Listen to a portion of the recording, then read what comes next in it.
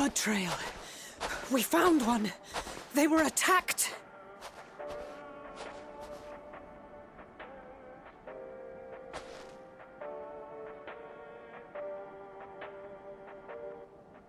No.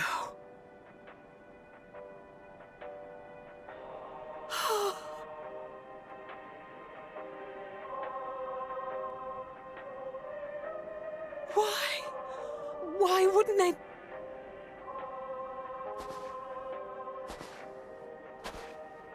Safer to brave the wilds than trust in our magic.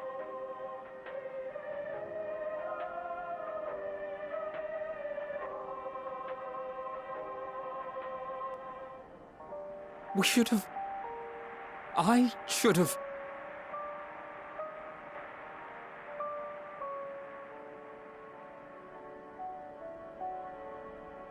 We can't leave them like this. We have to take them home. What if we're only making it worse?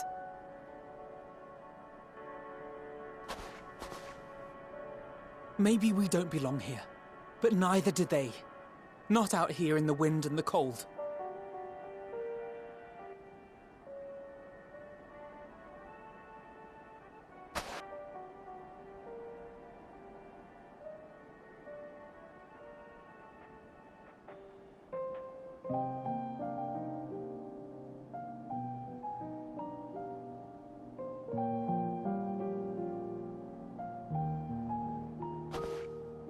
I heard the story about Varus's voice from beyond the grave.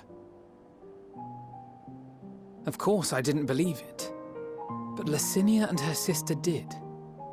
Perhaps there is something to the tale after all.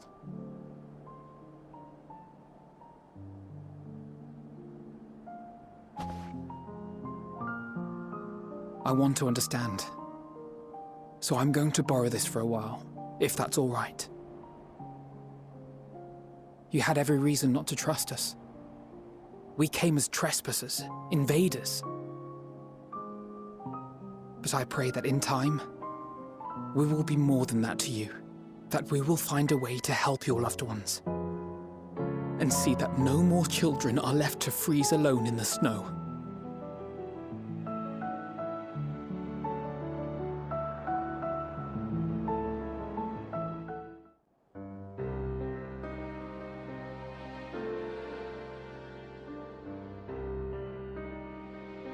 Thank you for your report.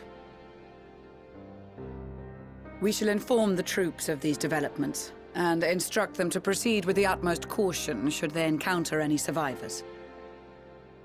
Allow me to go and speak with the ones at the victor's spoils. They may be more willing to listen to a fellow Garlean and accept our offer of assistance. I pray you are right. And though I am loath to burden you any further, should there be an appropriate occasion to speak of Licinia and her sister, please do so.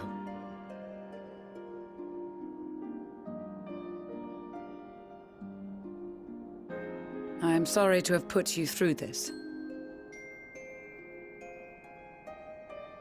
My distress is nothing compared to their suffering. So tell me, what else have we learned?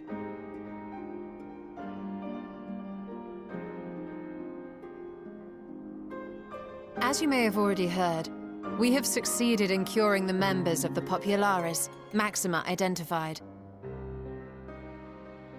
They have provided us with some intriguing insights into the current state of Garlemald.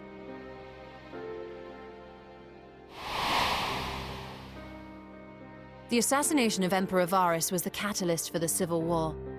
Nerva declared his claim to the throne, and his opponents refused to recognize it. Fighting broke out in the capital, where Nerva's Third Legion clashed with the First, who remained loyal to Varus even after his death. Of course, even Imperial warmongers would balk at the idea of turning their shining city into a battleground. Like burning down the wood to spite the wasps. Neither side would be so mad. Unless something or someone inflamed their animosity to such an extent that they could not help but act against their better judgment.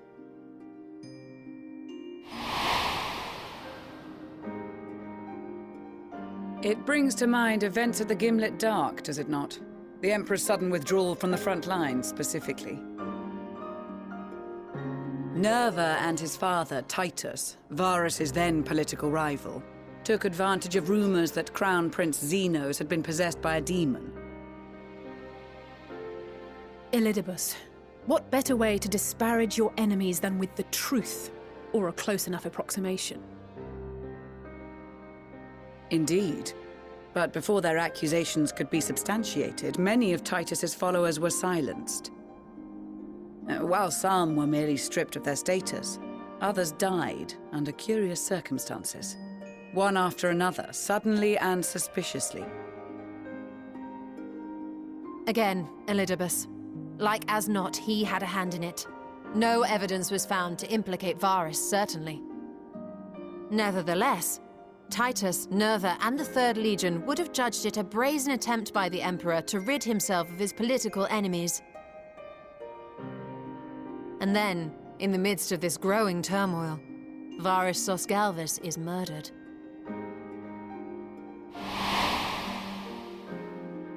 And Garlemald's own prodigal son, Gaius van Belsar, is named the murderer. Shortly thereafter, Nerva claims the right of succession, and in response, the First Legion claims the assassination was part of a coup d'etat orchestrated by Titus and Nerva.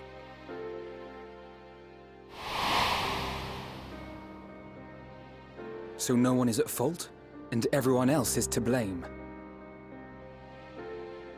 I should add that both parties received substantial financial backing, presumably to provide them with the means and encouragement to pursue a swift victory, and that these contributions came from the self-same benefactor. I'd heard House Brutus had been filling the Third Legion's coffers, but the First as well. It would seem so. Though the Populares determined that the First Legion received funds from a variety of organizations, all had connections to House Brutus. So Fandaniel, in the guise of Asahi, was playing both sides against each other the entire time.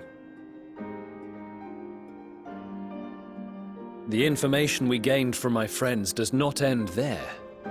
One night, shortly after fighting broke out, the capital was shaken by an immense tremor.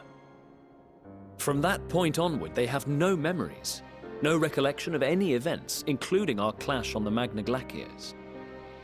But when asked about the Imperial Palace and its bizarre transformation, they somehow recall Emperor Varus giving them orders in their dreams.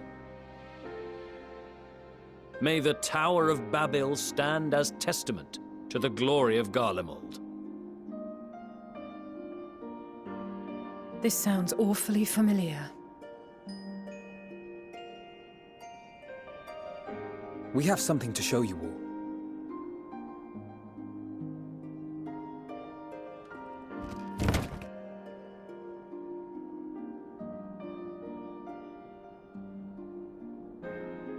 Varus spoke to them through this radio. Perhaps it was a recording, but if not, that would be inexplicable.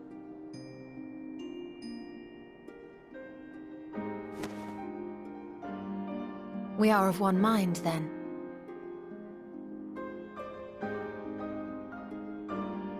The ether that permeates the ore used in this device is almost identical to that of the talismans. I see it. While it is likely more by coincidence than design, these devices might also ward against a primal's influence.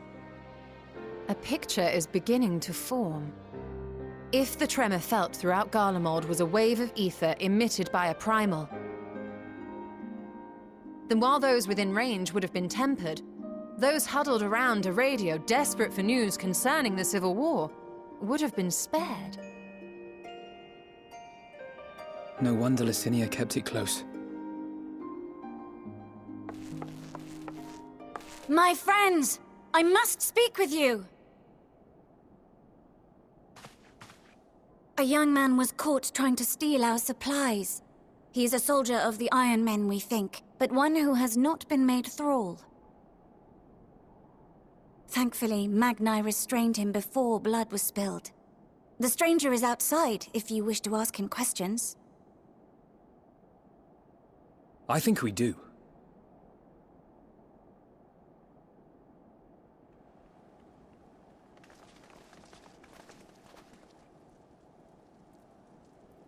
Who do we have here?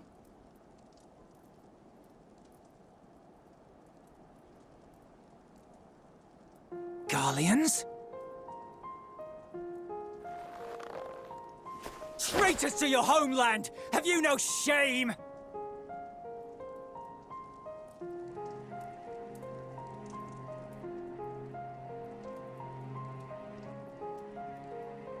I am Lucia Junius, a Temple Knight of Ishgard. And you are? Iulus Pier Norbanus. And that's all you invaders will get from me. We are not here to invade Garlemald. Far from it. Like you, our allies in Eorzea and the Far East fight in defense of their lives and their loved ones even as we speak. But it is the people of Garlemald who have suffered most. This we know. And that is why we have come to offer you our aid, that we may unite against our common foe.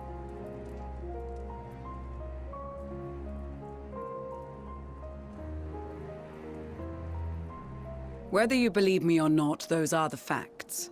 Now, answer me this. Why would a proud soldier of the Empire be reduced to stealing? The situation must be dire indeed for you to go to such lengths.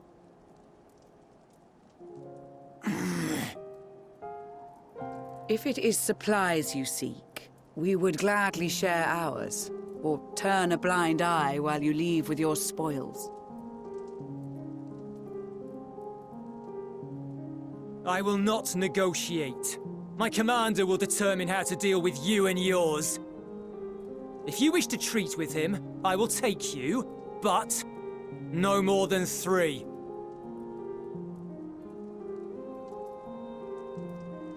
I don't much like the sound of that. But if we do accept his proposal, I suggest the 2 of us and...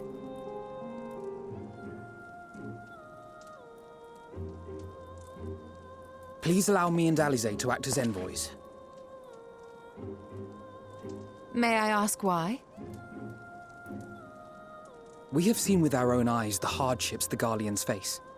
How their futures and lives hang in the balance. It's not the warmest invitation, but it's an opportunity to prove our intentions true. Maybe not a chance to make things right, but a chance to make them better.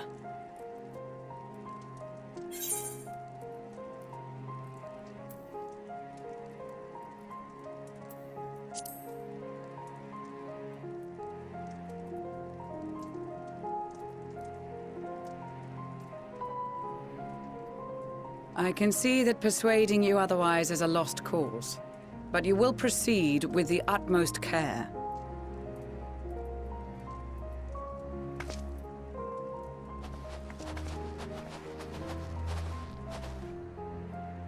A couple of children and what? A sellsword? Is this an insult? Not in the least. You will find that they are more than qualified to speak on our behalf. There are many dangers on the road ahead. I will need that back.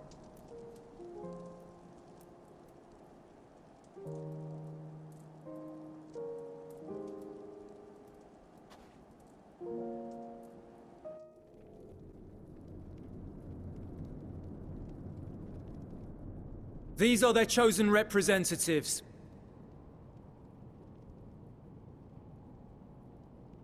Very well.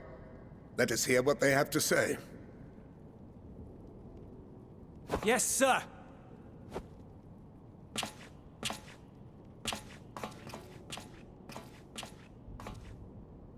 I present to you our commander, Lord Quintus Van Kina, Legatus of the First Legion.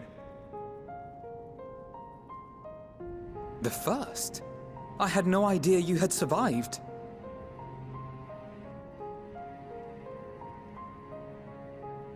We lost our Emperor, our city, more than half our troops. For my wounds, I may never take the field again. But we survived, aye. In a manner much to your liking, I dare say. We have no intention of adding to your misfortunes, nor do we bear you any ill will. Spare me. Though you children may speak in earnest, overtures of peace ever ring hollow in my ears. So long as man stands to profit from his neighbor's suffering, war is inevitable. Driven from our ancestral homeland into this blasted waste. Yet still you yearned to rob us of our paltry scraps. 'Twas only with Magitech that you learned to keep your distance. Though we knew it was only a matter of time before you regrouped and returned. Conquest and empire were our only defenses. Emperors Solus and Varys understood this, and through their campaigns saw us grow and prosper. Much blood has been spilled in Garlemald's name, aye. But if it is a choice between yours and mine, then it is hardly a choice at all. I do not deny that a great many conflicts throughout history were driven by the desire or necessity to gain by another's loss. That is not why we are here. Nor have we come to petition your aid in the war with the Telophoroi, grave though that threat may be. Our purpose is simply this. We wish to help you. Let us help you. If there is aught that can be done to ease your plight, we would be glad to do it. Perhaps you would.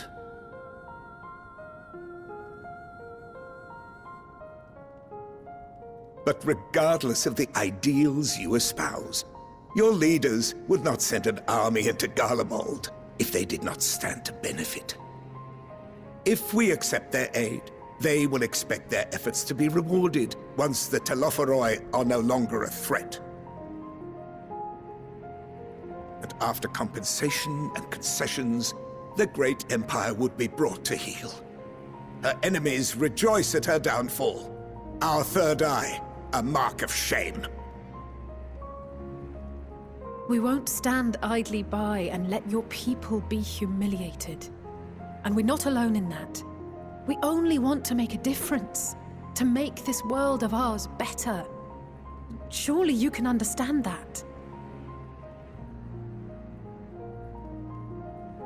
What I'm trying to say is, there are so many people who just don't care about making you suffer. And maybe that's almost insulting after all the suffering you feel the world has subjected your people to, but believe it or not, that's the truth. And now we're here, and all we're asking is for you to tell us what you want, what you hope for. So much blood has been shed, so much lost. All because of this endless war. Who wouldn't want to end it? Can we not work together to face our problems as one?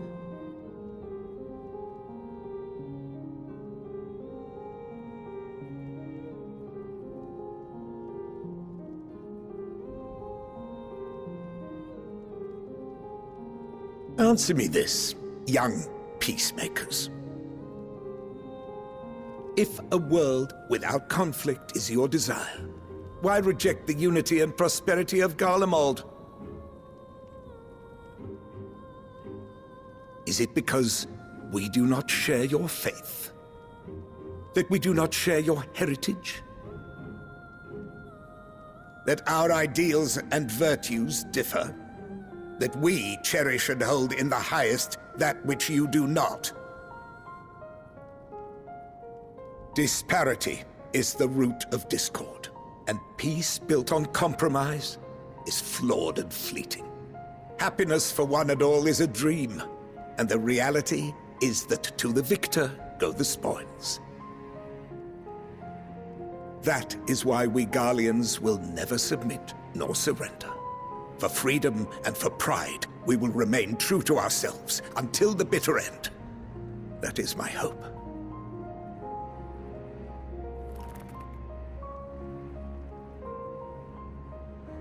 It seems there is nothing more to say on the matter.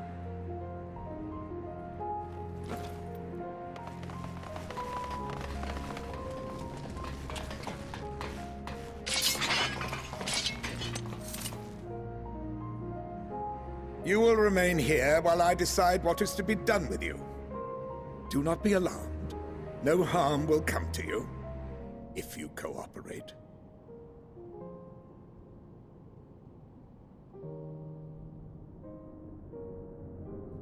We will not resist.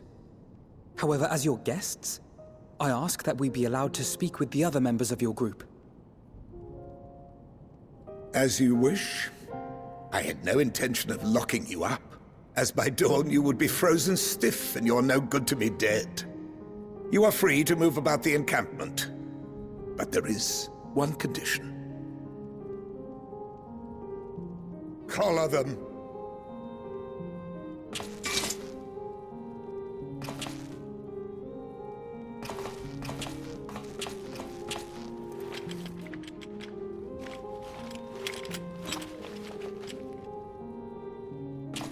What are these?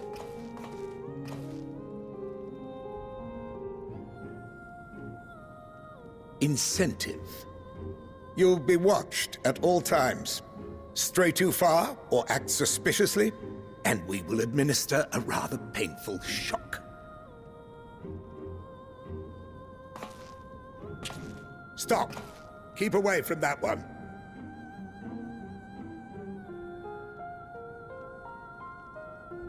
The champion of Eorzea is not so easily cowed.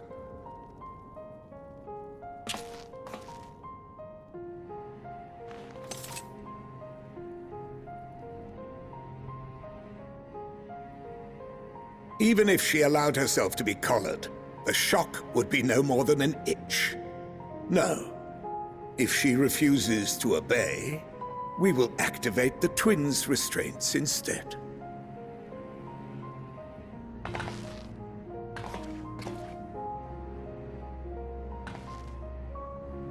You needn't worry about us. We'll forget we're even wearing them soon enough. Even now, you still... Why go to such lengths? What is it all for?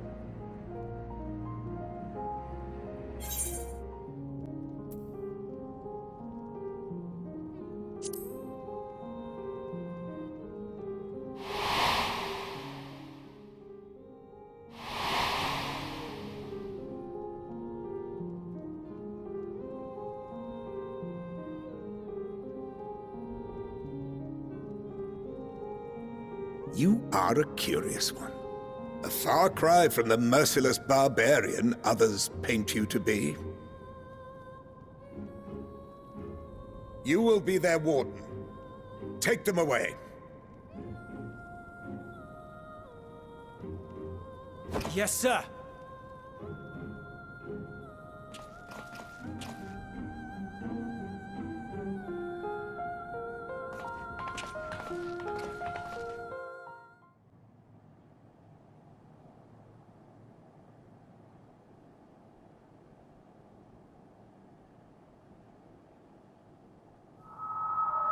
Finally escaped the watchful gaze of your keepers, have we? Don't react. You'll only draw attention to yourself. Just carry on as you are and listen. After you left with the Garlean lad, Lucia bade a few of us scouts follow you at a discreet distance. We observed you being led into the station, but decided against venturing inside. When you emerged sometime later, and we saw that the twins were sporting Magitech collars, it was clear what had taken place. Now, as quietly as you can, tell me everything.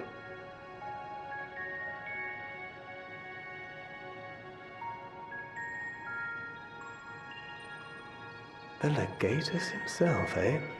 Now there's a surprise. This is also the first I've heard of a plan to join forces with the 10th and storm the Tower of Babel. An interesting development, and perhaps the opportunity we've been waiting for. Our comrades back at the camp also received some rather promising news, but it's still too early to get our hopes up. For now, keeping yourselves out of harm's way comes before all else. Whatever demands the Garleans make, indulge them.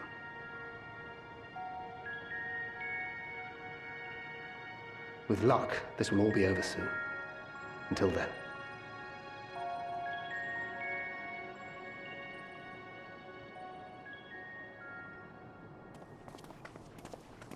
They had not gone far.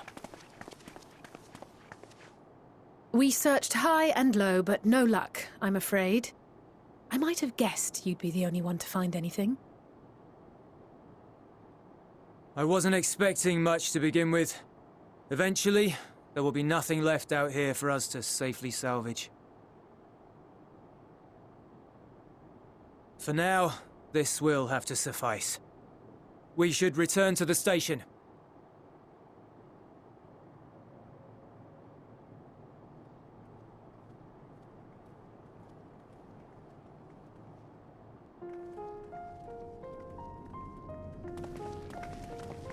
Ah, there you are. Heard you'd gone hunting for ceruleum above ground. Brought back a king's ransom? Hardly. But thanks to these three, we have enough to last a little while longer. Well, well. It's not at all as I was expecting, these ones. For savages, they seem positively docile.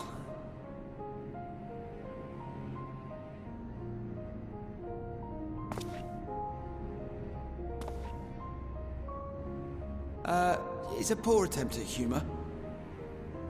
In all honesty, I'm grateful for your efforts. But even with another night of warmth, there are those among us who may not live to see the morrow.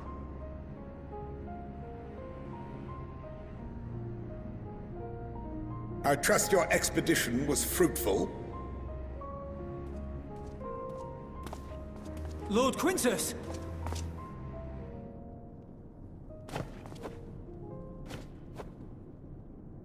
Use what you procured to refuel the armor.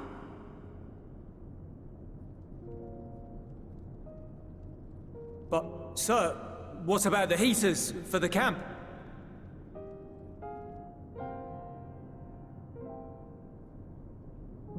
The time for action is upon us.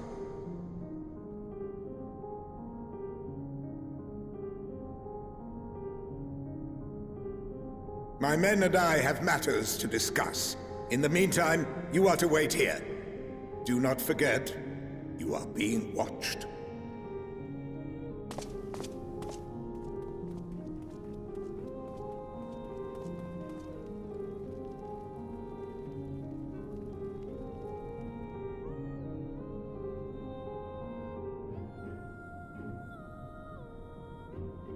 The time for action. What did he mean by that? I can only speculate. Clearly something requiring their magitech, given what we just heard. Whether they plan to utilize it now, or after they join with the 10th, is another question.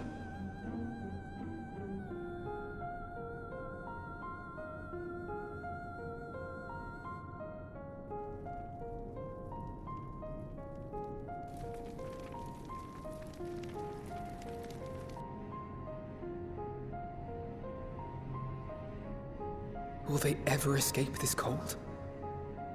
Return to and reclaim the idyllic spaces of which Eula spoke?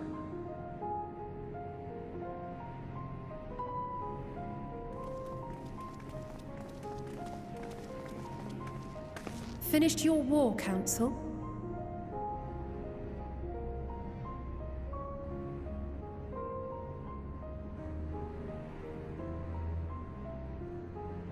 Alphino and Alize are to stay here, as our prisoners.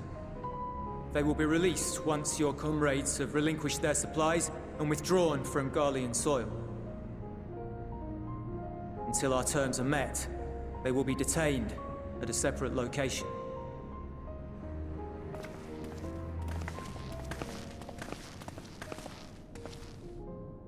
After everything we've said and done, this is how you treat us. Our allies have but limited supplies. They may stave off cold and starvation for a short while, but what then?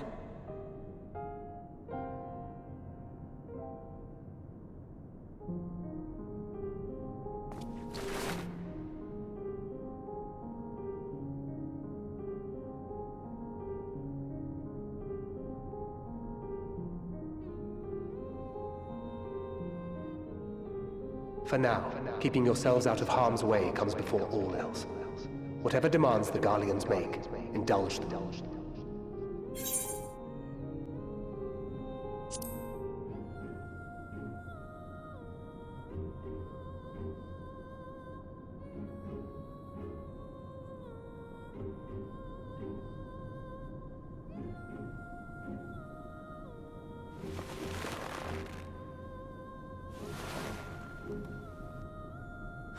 Get them out of here.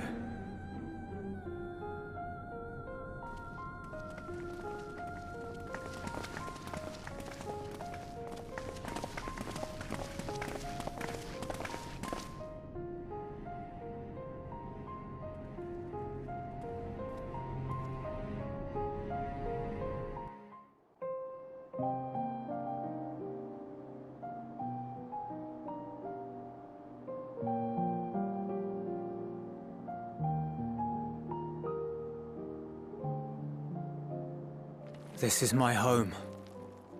Our home.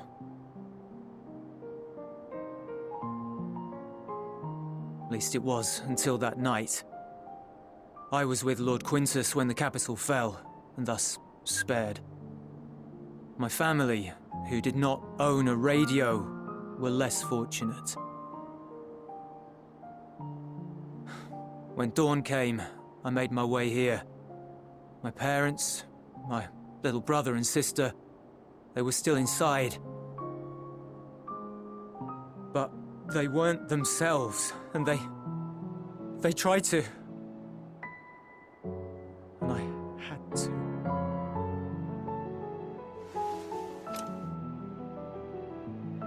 I'd promised to take them away from the capital that very morning, to somewhere safe, to hide until the fighting stopped. I promised.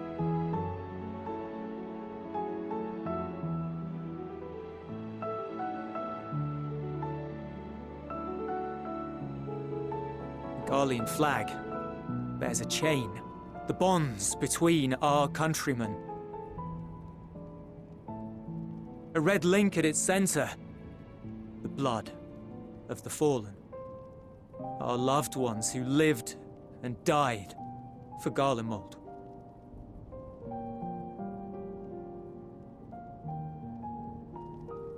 But if she too fell, who would be left to remember them and their sacrifice? What enduring proof would there be that they were ever here? If we had turned to your gods, would they have saved us?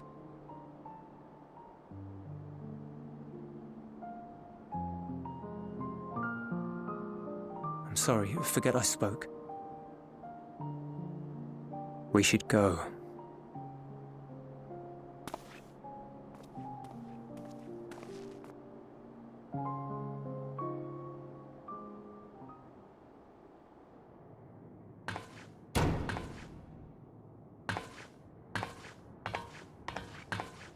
It's no use. Believe me, I do not enjoy being here any more than you. But she wanted us to play along, so that is what we will do.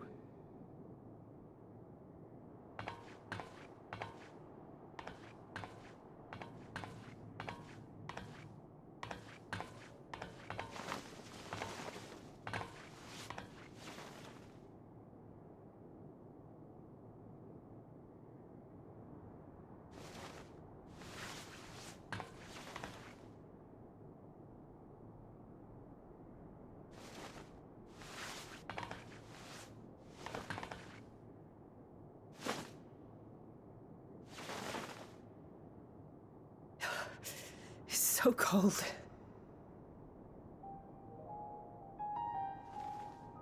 Painfully so. Unbearably.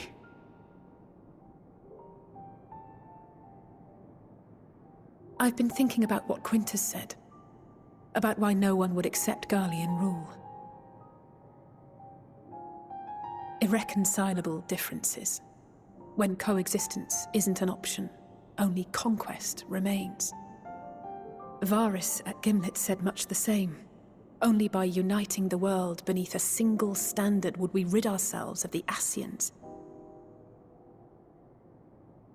United as one people, one race cleansed of imperfections.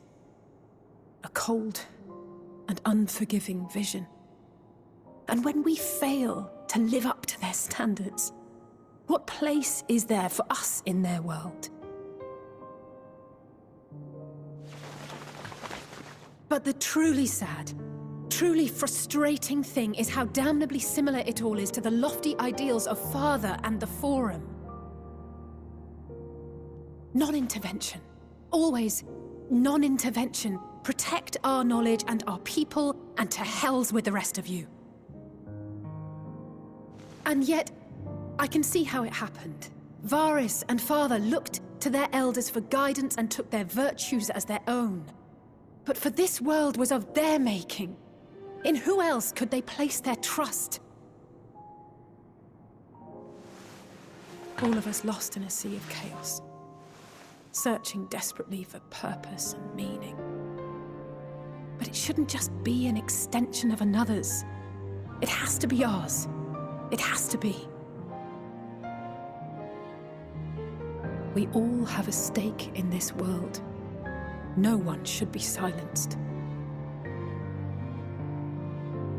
I won't deny that we lack the experience of people such as Father or Quintus. Perhaps they've come to see the world as a series of problems, and the most efficient way of solving them, to reduce everything to fundamental forms. A stone is a stone, a cloud, a flower, no more than that. Simple descriptions that strip the subject of distinguishing characteristics. A man is a man, divided according to race, creed, or allegiance, and to some, defined by such associations. Is that what you think? In my misbegotten youth. But what I believed wisdom was no more than aggressive ignorance. I've since learned to look beyond the banners and the politics, to see people as individuals with their own hopes and dreams. As for my dream of building a better world, well, every day I'm reminded that it is far more complex than I had ever imagined. But it only spurs me onward, to find the wisdom and the strength to see it through to the very end.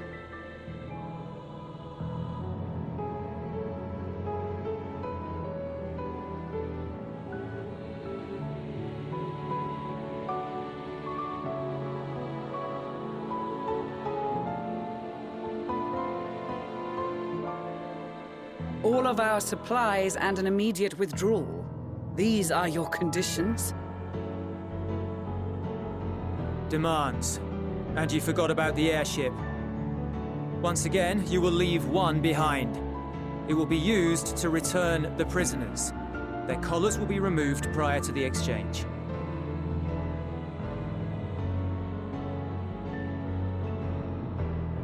So in the end, not even Father's expertly worded rhetoric could deter you from your chosen course.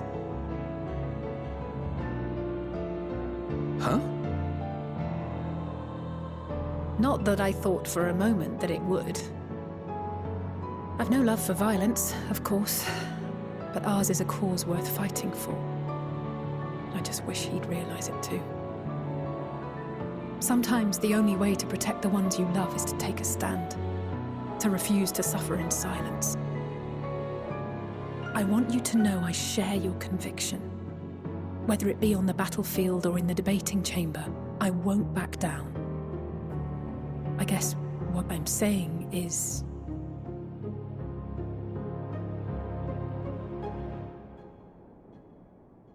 You've found your own reason to fight. Yes. Yes, I have. God's willing, there will come a day when we can finally lay down our arms, and there will be peace. But not until the Telophoroi have been defeated once and for all. And you, brother, will have a vital part to play. By your words and deeds, you'll lead the way. I pray I am up to the task. There'll always be naysayers. Those who think us fools for even trying. It's easy for learned elites to criticize earnest efforts and assert their moral superiority, all without offering alternatives. Not that their sophistry has ever wounded you. So stubborn and strong. Stronger than you even know. Don't ever change, you hear me? If you stumble, I'll be there to catch you. Or give you a thick ear. Maybe both, for good measure.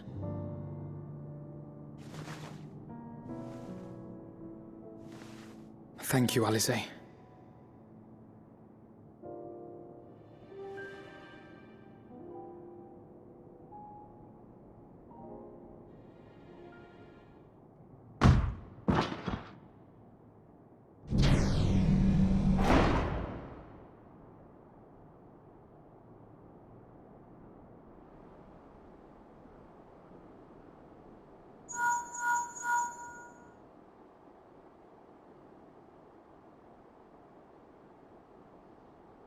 The scouts have secured Alize and Alphino. Their collars were removed without complication as well. They report no casualties, not for their party nor the guards, who will wake from their premature slumber in due course.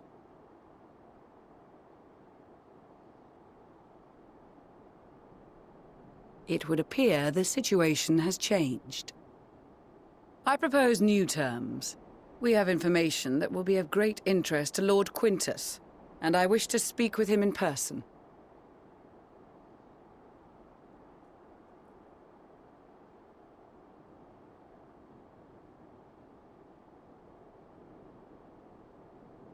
No.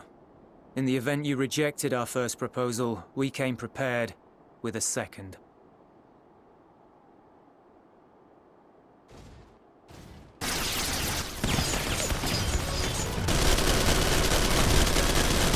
Ambush!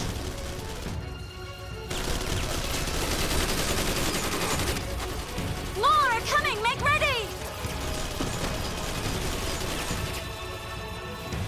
We, the loyal soldiers of the First Legion, proud servants of Garlemald, of the fallen Emperor Varys, shall safeguard these lands from the barbarian hordes until our countrymen return!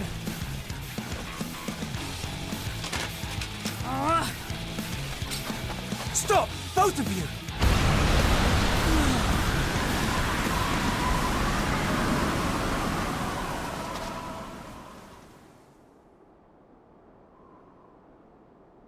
This child may be the worst emissary I have ever seen.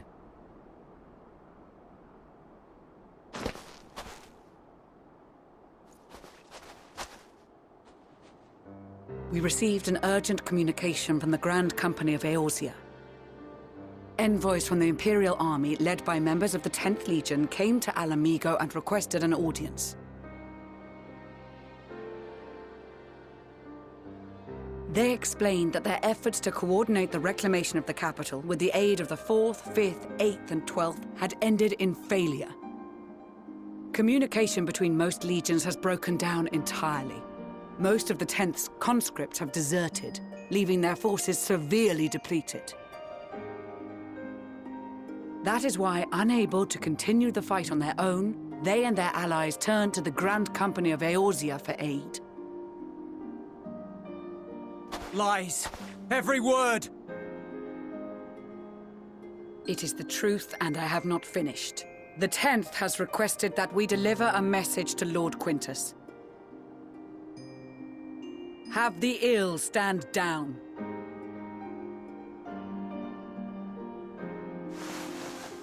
You have been listening, my lord? What are your orders?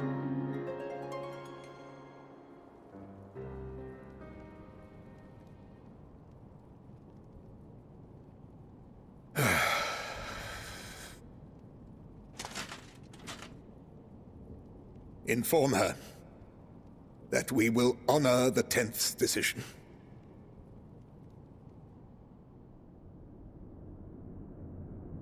Bereft of hope, and now dignity.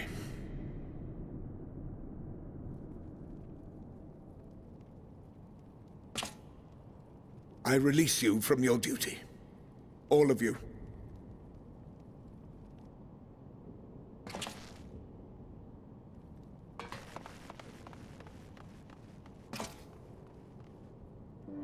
I take solace, your radiance, in the knowledge you are not here to witness our debasement.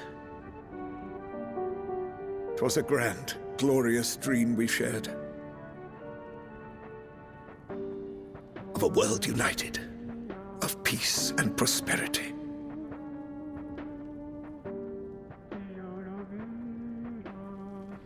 We are ghosts, you and I, memories of days gone by.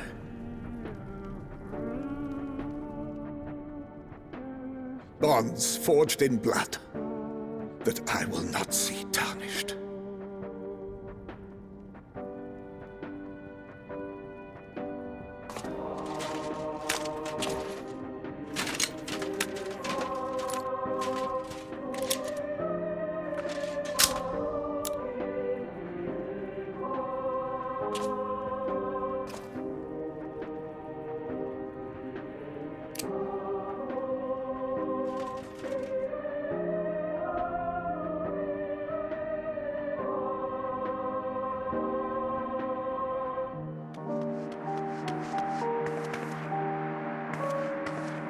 Quickly! We have to reach the station before it's too late.